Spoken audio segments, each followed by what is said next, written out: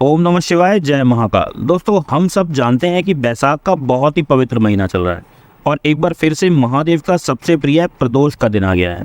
इस बार प्रदोष सोमवार के दिन पड़ रही है और यह साल 2024 की पहली सोम प्रदोष है। तो अगर आपकी ऐसी कोई मनोकामना है जो पूरी नहीं हो रही है और आपको लगता है कि महादेव शिव शंभू आपकी सुन ही नहीं रहे हैं, तो आप यह उपाय इस प्रदोष वाले दिन एक बार करके जरूर देखें। इस वीडियो में मैं आपको पूज्य गुरुजी द्वारा कथा में बताए गए 3 बहुत ही आसान से उपायों के बारे में बताऊंगा।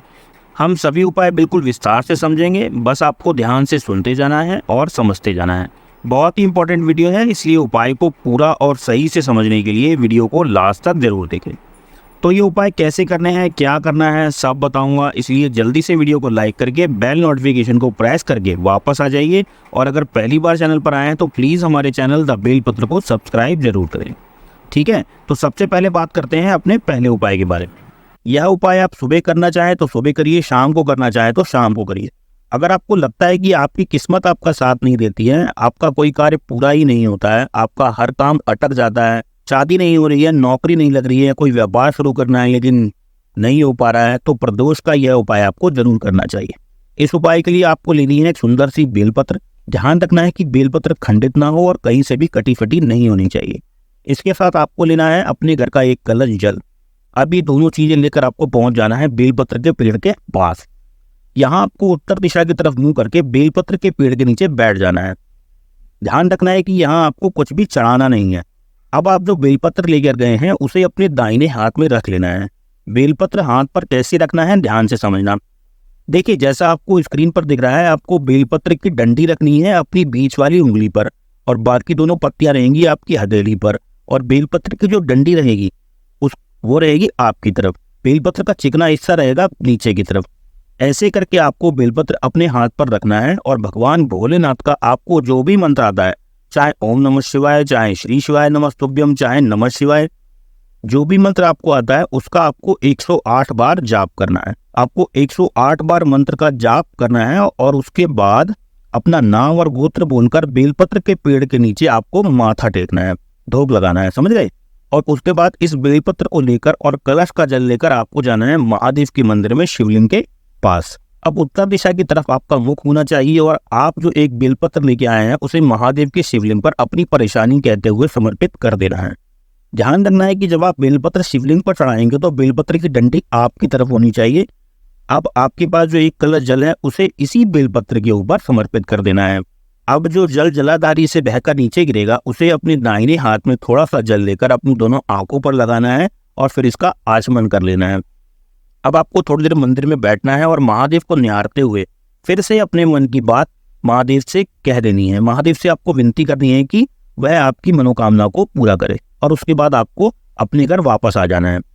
तो आप इस उपाय को इस प्रदोष पर जरूर करके देखें। ठीक है, तो यह हुआ पहला उपाय। अब समझते हैं दूसरे उपाय के बारे में। देखो, अगर आपके मन में कोई बात है, कोई मनोकामना है जो पूरी नहीं हो रही है, या आपको लगता है कि महादेव आपकी सुन ही नहीं रहे, आप रोज जल भी चढ़ाते हो, व्रत भी करते हो, लेकिन फिर भी भोलेनाथ आपकी नहीं सुन रहे, तो आपको प्रदोष वाले दिन इस उपाय को करना है।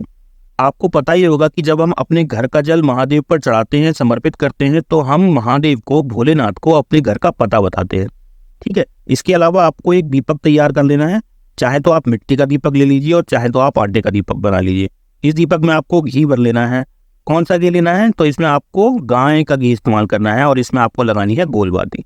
अब यह दोनों सामान लेकर शाम के समय प्रदोष काल में आपको पहुंच जाना है महादेव के मंदिर में शिवलिंग के पास। देखो, अगर आपको नहीं पता कि प्रदोष काल क्या होता है या प्रदोष काल की टाइमिंग क्या होती है, तो आप हमारा ये वाला वीडियो देख सकते हैं, इसका लिंक आपको डिस्क्रिप्शन में मिल जाएगा। आप भोलेनाथ को प्रणाम करके आपको सबसे पहले थोड़ा सा जल चढ़ाना है भगवान गणेश जी के स्थान पर। ठीक है, उसके बाद आपको थोड़ा सा जल चढ़ाना है भगवान षडानंद कार्तिकेय जी पर। उसके बाद आपने शिवलिंग के बीच में माता अशोक सुंदरी पर थोड़ा सा जल समर्पित करना है और लास्ट में आपको माता पार्वती के हस्त कमलों पर थोड़ा सा जल चढ़ाना है। ध्यान रखना है कि आपको सारा जल खत्म नहीं करना है और आपको महादेव के शिवलिंग पर भी जल नहीं चढ़ाना है। अब आपके कलश में जो थोड़ा सा जल बच गया है और आपके पास जो एक घी का दीपक है, उसको वापस लेकर आपको जाना है बेलपत्र के किसी पेड़ के नीचे, या फिर अगर आपके घर में बेलपत्र का पौधा लगा है तो आप कलश में बचा हुआ जल और घी का दीपक लेकर अपने घर वापस आ जाइए और जहां पर भी वो पौधा आपने लगा रखा है उसके पास पहुंच जाइए। अब आपको सबसे पहले उस दीपक को प्रज्वलित कर देना है, जला देना है। बस ध्यान रखना है कि आप दीपक को सीधा जमीन पर ना रखें, बल्कि इसके नीचे आप कोई आसन लगा दीजिए।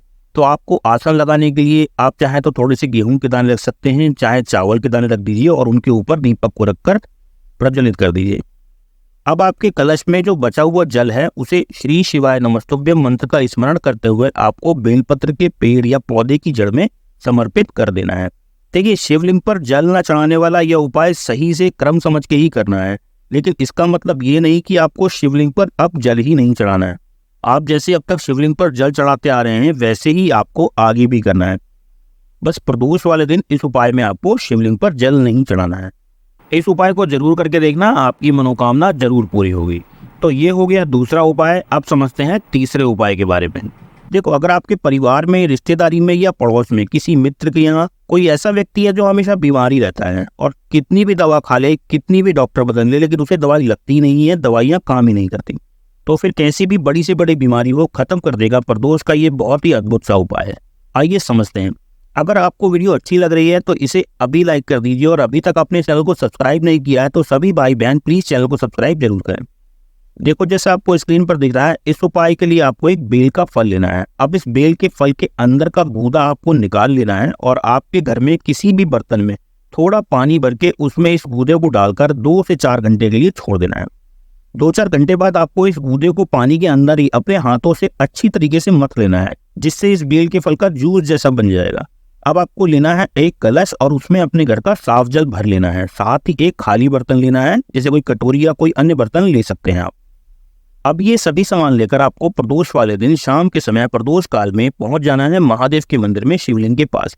अब आप जो एक खाली बर्तन लेकर आए हैं उसे जलाधारी के नीचे रख देना है और आपको उत्तर दिशा की तरफ अपना मुख रखना है और आपके घर में जो व्यक्ति बहुत बीमार रहता है उसका नाम और गोत्र बोलकर, या फिर अगर आप यह उपाय अपने लिए कर रहे हैं तो अपना नाम और गोत्र बोलकर आपने जो बेल के फल का जूस बनाया है उसे ओम नमः शिवाय या श्री शिवाय नमस्तुभ्यम का नाम लेकर आपको महादेव की शिवलिंग पर समर्पित कर देना है।